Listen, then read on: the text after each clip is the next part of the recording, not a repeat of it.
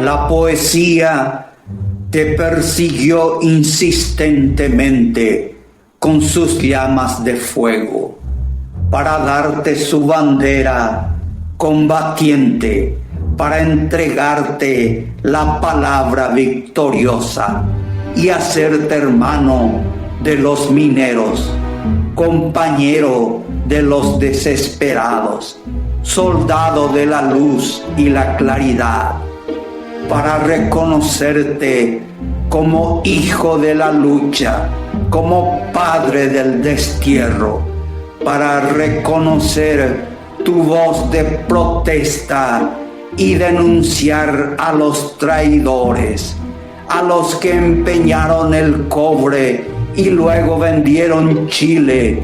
Enfureciste al asesino y a los militares, a los políticos y sacerdotes. Afilaron sables, compraron periodistas, bautizaron balas a tu nombre.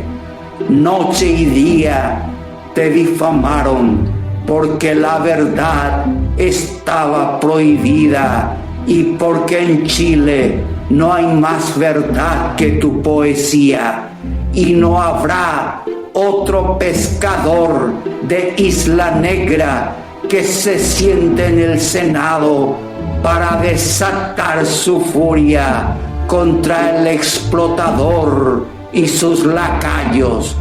Por eso, por hoy, por ayer, por mañana y por la historia, escribo estos versos para el guerrero Don Pablo Neruda el Grande.